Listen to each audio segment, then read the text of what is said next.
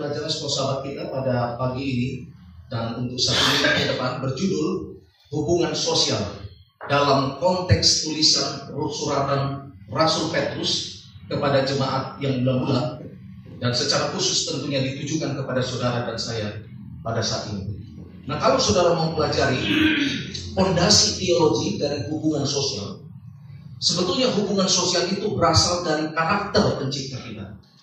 Tuhan yang kita sembah dalam kealahan dengan pribadi yang berbeda, Allah Bapa, Anak, dan Roh Kudus. Mereka diikat di dalam satu kesatuan kealahan. Mereka diikat di dalam hubungan sosial. Dan mereka selalu bersama-sama di dalam keselamatan dan juga di dalam penciptaan. Itu sebabnya kalau saudara pelajari dalam Kejadian 1 ayat 1 dan 2, Tuhan Allah, kealahan itu, mereka sama-sama menciptakan langit dan bumi dan segala isinya. Dan kalau saudara pelajari juga dalam Kejadian 1 ayat 26, baiklah kita menjadikan manusia menurut rupa, peta, dan gambar Allah.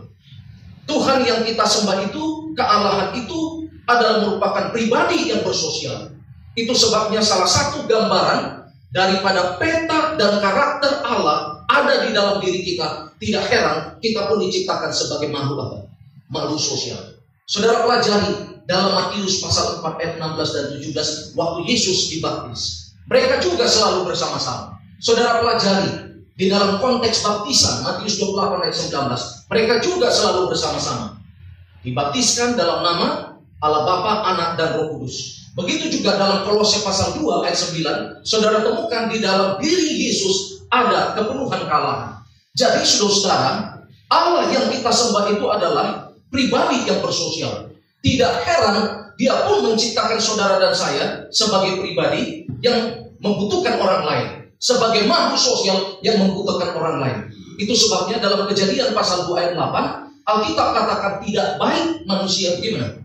Seorang diri. Artinya kita makhluk sosial yang diciptakan oleh pencipta kita yang membutuhkan siapa? Yang membutuhkan orang lain. Tidak ada manusia yang bisa hidup sendiri.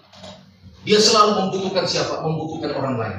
Nah, kalau saudara pelajari dalam prinsip hukum Tuhan, saudara dapati ada dasar yang mendasari hubungan sosial.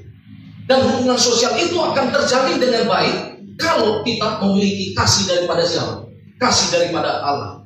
Itu sebabnya penekanan dari hukum itu adalah kasih kepada Allah dan kasih kepada manusia. Nah, dalam prinsip 10 hukum, saudara temukan ditekankan adanya hubungan sosial. Nah, misalkan buah hukum pertama itu menekankan hubungan sosial kita dengan Allah dan penyembahannya. Supaya baik hubungan sosial kita dengan Tuhan, kita katakan jangan ada Allah lain di hadapan. Jangan membuat patung yang menyerupai apapun. Lalu kemudian hukum ketiga dan 4 saudara temukan supaya baik hubungan sosial kita dengan nama Allah dan harinya, Alkitab katakan jangan menyebut nama Tuhan dengan sembarangan. Ingat dan kuduskan hari Sabat. Kemudian saudara temukan dalam hukum 5 dan hukum ke-7 ini adalah menekankan hubungan sosial dengan sesama, hubungan sosial dengan keluarga. Supaya hubungan keluarga itu harmonis, Alkitab katakan bagaimana? Hormati ibu dan bapak. Begitu juga jangan apa? Jangan berzina suami dan istri. Nah, berikutnya dalam hukum ke-6 dan 8, 9 dan 10 saudara temukan ditekankan adanya hubungan sosial antara sesama manusia. Supaya hubungan sosial sesama manusia itu baik, jangan membunuh, jangan mencuri, jangan bersaksi dusta dengan kepada sesamamu, dan jangan mengingini milik sesamamu. Jadi saudara-saudara, saudara temukan bahwa Tuhan yang kita sembah, pribadi yang bersosial, diciptakan kita sebagai makhluk yang bersosial, dan prinsip daripada sosial itu saudara temukan dalam 10 hukum Tuhan.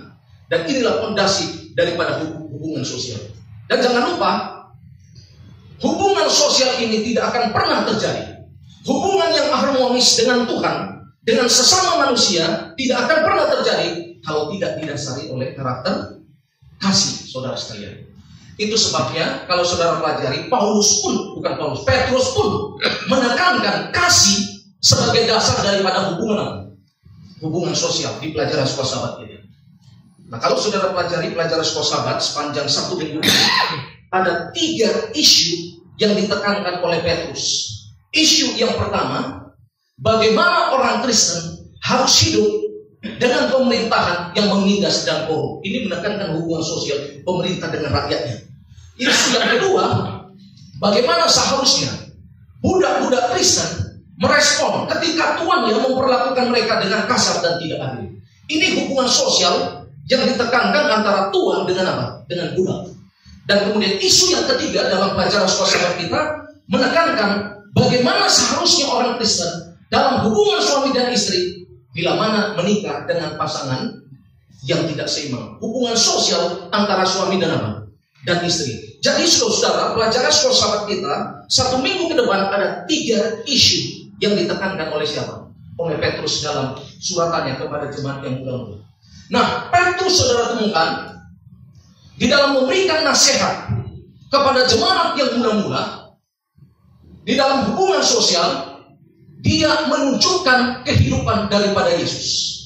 Bagaimana Yesus merespon perlakuan buruk terhadap dirinya. Dan terbukti, Petrus pun menulis apa yang dialami oleh siapa? Yesus dalam hidupnya. Petrus katakan ketika ia dicaci maki, ia tidak membalas dengan mencaci maki. Ketika ia menderita, ia tidak mengancam, tetapi ia menyerahkan kepada dia yang menghakimi dengan adil. Jadi pelajaran sekolah sahabat ini sepanjang 1 minggu ke depan, Petrus menekankan dalam hubungan sosial, merespon terhadap perilaku yang menyakitkan kepada kita, perilaku yang tidak berkenan kepada kita. Ayat ini menjadi teladan bagi orang Kristen ketika menghadapi situasi yang sama dalam hubungan sosial. Nah, saudara temukan dalam pelajaran sekolah sahabat kita, bagaimana Petrus menekankan hubungan sosial antara gereja dengan apa? Dengan negara. Dan kalau saudara pelajari sejarah, dalam Wahyu pasal yang ke-13 di pelajaran sekolah sahabat kita, itu adalah menceritakan tentang binatang yang keluar dari dalam laut. Ini menunjuk kepada kekuatan agama, kekuatan gereja dalam sejarah. Dan di saat yang sama juga, Wahyu 13 menunjukkan binatang yang keluar dari dalam bumi, menunjukkan adanya kekuatan politik atau kekuatan satu negara. Dan ini sudah terjadi di masa lalu. Oleh karena 2 kekuatan ini telah bersatu dan memaksakan undang-undang agama menjadi undang-undang negara kepada umat yang sisa di zaman dahulu. Dan kalau saudara pelajari sejarah, sangat mengerikan. Bagaimana pemimpin gereja, bagaimana pemerintah kafir mengadakan penganiayaan terhadap umat Tuhan pada waktu itu. Dan di dalam sejarah, kejahatan daripada pemerintahan Kaisar Romawi pada waktu itu dengan segala kekejamannya melakukan penyiksaan terhadap gereja. Dan kalau saudara pelajari 7 gereja dalam kitab Wahyu, salah satu gereja yang teraniaya, yang menderita adalah gereja Smyrna. Dan pada waktu itu saudara, tahun 100 sampai 313, pada zaman itu gereja Smyrna ada kurang lebih orang Kristen pada waktu itu saudara, 9.500 orang yang mati terbunuh. Sebagian di antara mereka terbunuh dimakan oleh singa yang sedang lapar dan dipertontonkan di stadion lapangan terbuka. Sebagian dari antara mereka mati disalib. Sebagian dari antara mereka mati dihunus oleh pedang. Dan sebagian dari antara mereka mati dibakar hidup-hidup dengan kayu api. Nah, saudara temukan bahwa merespon seperti ini, bagaimana respon daripada gereja terhadap situasi pemerintahan seperti ini. Karena pada waktu itu saudara, Kaisar Romawi meminta untuk disembah sebagai dewa. Dan orang Kristen tidak mau menyembah. Itu sebabnya taruhannya nyawa dan kematian yang terjadi. Nah, merespon seperti ini, Petrus memberikan saudara satu tanggapan. Bagaimana respon daripada gereja terhadap pemerintah, terhadap negara, bila mana menjalankan satu undang-undang atau peraturan yang bertentangan dengan prinsip firman Tuhan. Dan Petrus katakan dalam 1 Petrus 2:13 dan 14, tunduklah karena siapa? Ini paling penting. Karena Allah kepada semua lembaga manusia baik kepada raja sebagai pemegang kekuasaan tertinggi ataupun kepada wali yang diutusnya. Jadi saudara-saudara, Petrus menekankan hubungan sosial antara pemerintah yaitu negara dengan gereja, dengan orang Kristen sebagai anggota gereja. Petrus tekankan kita harus tunduk kepada apa? Pemerintah, kepada lembaga manusia, tetapi bersyarat selama pemerintah sesuai dengan apa? Prinsip Allah, prinsip kebenaran. Itu sebabnya Petrus katakan dalam Kisah 5:9, kita harus lebih taat kepada Allah daripada kepada siapa? Kepada manusia. Dan jangan lupa saudara, nubuatan Wahyu 13 ini nubuatan yang terulang kembali. Kalau saudara pelajari gereja Kristen umumnya menafsirkan nubuatan di Alkitab, ada 4 metode penafsiran nubuatan Alkitab. Yang pertama disebut dengan preterist interpretation, menafsirkan nubuatan sesuai dengan masa lalu yang sudah digenapi dan tidak akan berulang kembali. Itu preterist. Yang kedua, menafsirkan nubuatan yang disebut dengan futurist interpretation. Jadi semua nubuatan Alkitab ini belum digenapi, tapi terjadi kapan? Di masa yang akan datang. Yang ketiga, yang disebut dengan historist interpretation, menafsirkan nubuatan berdasarkan sejarah yang sudah terjadi di masa lalu, terulang di masa sekarang, dan terulang di masa yang akan datang. Dan yang keempat, metode menafsirkan nubuatan disebut dengan conflict interpretation. Jadi semua nubuatan yang ada di Alkitab ini sifatnya adalah pertentangan antara yang baik dengan yang jahat, antara setan dengan Yesus. Itu saja. Nah, saudara-saudara, di mana posisi gereja Advent menafsirkan nubuatan? Historis interpretation. Dan jangan lupa, Wahyu 13 adalah nubuatan yang sudah terjadi di masa lalu dan akan terjadi di masa yang akan datang. Ketika itu terjadi, saudara-saudara, sebagai tambahan, Roh nubuat katakan, begitu dikeluarkan perintah oleh berbagai penguasa dunia Kristen melawan para pemelihara hukum, sehingga perlindungan dari pemerintah akan ditarik. Akan tiba saatnya pemerintah akan menarik perlindungan. Apa yang merupakan amaran kepada umat Tuhan? Maka disebutkan umat Tuhan harus melarikan diri dari kota dan dari desa, lalu bergabung kepada kelompok-kelompok lain dan berada di tempat-tempat yang terpencil. Jadi saudara-saudara sekalian, menghadapi situasi seperti ini, kalau saudara pelajari bahwa tidak selamanya umat Tuhan itu tunduk kepada peraturan yang berlaku, yang ditetapkan oleh negara, selama itu sesuai dengan prinsip kebenaran, tunduk. Tetapi selama itu bertentangan dengan prinsip kebenaran, saudaraku, kita harus ambil sikap, paling tidak menghindar. Itulah amaran daripada Roh Kudus. Dan selanjutnya, inilah nasihat Petrus kepada orang Kristen dalam hubungan sosial antara gereja dengan negara. Dan disebutkan orang Kristen harus berusaha untuk menjadi warga negara yang baik. Bagaimana caranya? Mentaati hukum negara. Apalagi kalau berada dalam situasi pemerintahan yang korup, yang jauh dari sempurna. Orang Kristen harus tunduk. Kemudian inilah nasihat daripada Petrus kepada pemerintah. Pemerintah harus menghukum mereka yang berbuat salah dan menghormati mereka yang berbuat benar. Kemudian nasihat daripada Petrus dalam hubungan antara Tuhan dengan hamba. Kalau saudara lihat dalam 1 Petrus pasal 2:18 disebutkan, hai kamu hamba-hamba, katanya, tunduklah dengan penuh ketakutan kepada Tuhan. Baik ketika kamu berhadapan dengan Tuhan yang baik atau yang ramah, atau berhadapan kepada Tuhan yang apa? Yang kejam atau yang tulis. Kata hamba itu berasal daripada oiketes. Masih ingat gereja rumah, oikos gereja rumah, gereja yang mula-mula, oiketes. Ini menunjuk kepada hamba atau istilah sekarang pembantu yang bekerja di rumah tangga. Nah, ada juga istilah kata hamba. Kalau sudah lihat Efesus pasal 6 ayat 5, itu berasal dari bahasa Greka doulos, yang menunjuk kepada saudara dan saya, hamba-hamba yang melayani pekerjaan siapa? Pekerjaan Tuhan. Nah, kalau saudara perhatikan, dalam budaya kekaisaran Roma pada waktu itu, budak dianggap milik yang sah dari tuannya, dan itu dibawa kendali dari tuannya, dan tergantung kepada tuannya, apakah dia memperlakukan baik atau kalau dia memperlakukan dengan kejam. Dan biasanya itu budak berasal dari tentara yang dikalahkan, anak-anak dari budak itu sendiri, atau mereka yang dijual untuk melunasi hutang. Nah, situasi pada waktu itu, saudara-saudara, orang Kristen di gereja yang mula-mula dianggap oleh Kaisar Romawi pada waktu itu sebagai apa? Sebagai budak. Sebagai budak. Itu sebabnya Petrus memberikan nasihat dalam hubungan antara Tuhan dengan apa? Tuhan dengan budak. Nah, kalau saudara pelajari, Petrus katakan, hai kamu hamba, tunduklah dengan ketakutan dan penuh kepada Tuhan. Mau bagaimanapun Tuhanmu memperlakukan kamu. Sebab disebutkan itulah panggilan kita. Sebab itulah kamu dipanggil, karena Kristus telah menderita karena kamu dan meninggalkan jejak teladan bagimu, supaya kamu mengikuti jejaknya. Nah, saudara-saudara, inilah nasihat daripada Petrus dalam hubungan Tuhan dan budak.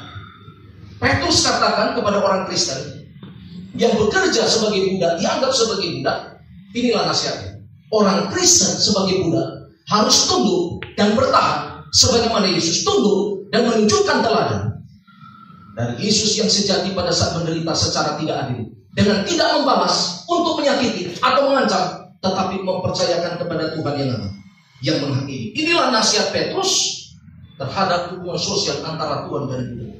Kemudian selanjutnya, saudara, nasihat daripada Petrus terhadap hubungan sosial antara suami dan istri. Kalau saudara baca ayat ini, Petrus membicarakan mengenai suami yang tidak taat pada firman. Ada orang Kristen, istrinya Kristen, tapi suaminya non-Kristen, yang menunjuk kepada yang tidak taat kepada firman.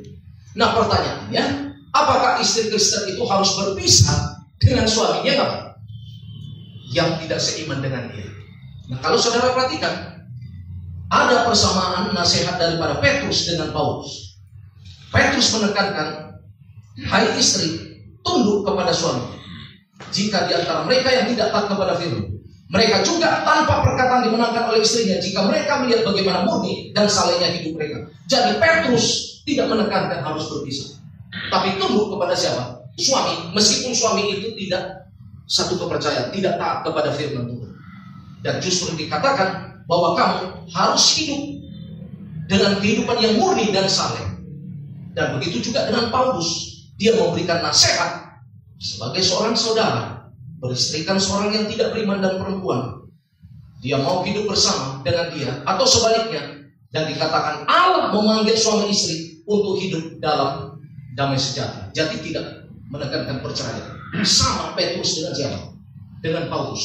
Dan berikutnya yang kedua, apa saran daripada Petrus dalam hubungan sosial antara suami dan istri yang tidak satu kepercayaan? Disebutkan sebagai seorang istri, sebagai seorang wanita Kristen, harus hidup lebih tertarik kepada kecantikan batinnya daripada kecantikan lahirnya. Dan disebutkan seorang wanita Kristen, khususnya sebagai istri dari suami yang tidak satu kepercayaan, dia harus bertingkah laku dengan cara memperkenalkan kekristenan kepada suaminya. Jadi menjadi penginjilan kepada siapa? Kepada suaminya. Begitu juga dengan nasihat daripada Rasul Paulus. Suami harus menyelamatkan istri, dan istri harus menyelamatkan suami. Dan berikutnya saudara temukan nasihat yang sama. Inilah nasihat yang Petrus katakan kepada suami. Hai suami-suami, hiduplah dengan bijaksana dengan istri sebagai kaum yang lemah. Hormati mereka. Suami harus menunjukkan perhatian kepada istri. Dan Petrus katakan, saudara, pasangan Kristen walaupun itu tidak seimbang, disebutkan harus hidup saling mendukung, hidup dengan integritas yang transparan, karena mereka menyembah Allah setiap hari. Inilah nasihat daripada Petrus dalam hubungan sosial antara suami dan istri. Dan selanjutnya, pelajaran filsafat kalau saudara temukan, disebutkan hubungan sosial. Ada persamaan antara nasihat Petrus dengan Paulus, dan disebutkan mengenai kepada pemerintah, tunduklah kepada Allah, karena mereka adalah wali. Pemerintah ditentukan oleh Tuhan. Sama dengan Paulus. Paulus katakan tiap-tiap orang harus tunduk kepada pemerintah di atasnya, sebab tidak ada pemerintah yang tidak berasal dari siapa? Daripada Allah. Jadi ada sama nasihat Petrus dengan apa? Dengan Paulus. Bentuk paralel. Yang kedua disebutkan, hormatilah semua orang, kata Petrus. Hormatilah raja. Dan begitu juga Paulus menekankan, kita harus menghormati pemerintah, menghormati raja. Dan disebutkan bagaimana caranya? Paulus katakan, bayarlah pajak kepada orang yang berhak menerima pajak, cukai kepada orang yang berhak menerima cukai, dan hormat kepada orang yang berhak untuk menerima hormat. Jadi ada persamaan. Dan berikutnya saya temukan ada persamaan nasihat hubungan sosial juga antara Petrus dan Paulus. Dan disebutkan wanita Kristen harus menghidupkan kehidupan Kristen dan menjadi teladan bagi suami. Dan begitu juga dengan Paulus. Paulus menekankan perempuan yang menikah dengan suami yang tidak seiman harus juga menjadi teladan. Sama seperti suami harus mengasihi istrinya, begitu juga Yesus sudah mengasihi istrinya. Jadi ada persamaan. Saudara perhatikan nasihat hubungan sosial antara Petrus dengan Paulus. Dan berikutnya saudara perhatikan, Petrus menekankan hamba tunduk kepada Tuhan. Paulus juga menekankan hal yang sama. Hamba-hamba taatilah Tuhan di dunia dengan tahu dan gentar dan dengan tulus hati. Jadi saudara perhatikan, Petrus melalui nasihatnya, pada saat itu dia tidak berusaha membawa sejenis revolusi politik untuk mengubah tatanan sosial, sama seperti Yesus juga tidak mengubah. Begitu juga Paulus melalui nasihatnya melakukan hal yang sama. Jadi saudara, ada bentuk paralel nasihat dalam hubungan sosial yang diberikan Petrus dengan siapa? Dengan Paulus. Dan selanjutnya yang terakhir, saudara temukan hubungan sosial antara kekristenan dengan tatanan sosial, lingkungan di mana kita berada. Dan disebutkan sekalipun organisasi kemanusiaan atau pemerintah memiliki kelemahan yang seringkali penuh dengan dosa, dan mungkin kita mempunyai pengalaman yang buruk dengan pemerintah atau pemimpin agama di masa lalu. Saudara perhatikan, Petrus dan Paulus memberikan nasihat yang sama. Apa nasihatnya? Petrus dan Paulus menghimbau orang Kristen tunduk kepada penguasa manusia. Hal yang sama juga Petrus dan Paulus menghimbau orang Kristen menjadi warga negara yang menjadi teladan dengan cara membayar pajak, berkontribusi kepada kewajiban yang seharusnya bagi pekerja. Nah, kalau saudara perhatikan dalam Kisah 4 ayat 1 sampai 23, sementara Petrus dan Yohanes sedang mengajar orang banyak, sedang menginjil, kemudian mereka ditangkap oleh penguasa, tua-tua dan ahli Taurat. Lalu mereka dijebloskan ke dalam penjara. Dan pada waktu mereka dijebloskan ke dalam penjara, kemudian besoknya mereka dikeluarkan dari penjara dan dihadapkan kepada sidang pengadilan agama. Dan keputusan sidang pengadilan agama itu memberikan satu larangan yang keras kepada Petrus dan Yohanes. Mereka harus berhenti memberitakan Injil dari siapa? Daripada Kristus. Dan walaupun larangan itu sudah diberikan, tapi di saat yang sama juga Petrus dan Yohanes masih tetap mengajar di bait Allah di Yerusalem. Lalu kemudian mereka ditangkap, lalu kembali dihadapkan kepada mahkamah agama. Kemudian ditanya, mengapa kamu tidak mengikuti larangan keras? Kan pemerintah sudah melarang. Walaupun di saat yang sama ayat Alkitab katakan tunduk kepada siapa? Pemerintah. Tapi di saat yang sama saudara lihat, Petrus dan Yohanes mereka tetap menyampaikan Injil kebenaran sekalipun mendapat apa? Larangan. Saya pikir hal yang sama juga di negara kita. Nah, saudara perhatikan, inilah sikap daripada Petrus pada waktu ditanya oleh mahkamah agama. Petrus menjawab, kita harus lebih taat kepada Allah daripada kepada manusia. Selama pemerintah menjalankan prinsip-prinsip pemerintahan yang sesuai dengan prinsip kebenaran daripada Tuhan, saudaraku, Petrus katakan, begitu juga Paulus, kita harus tunduk kepada siapa? Kepada pemerintah.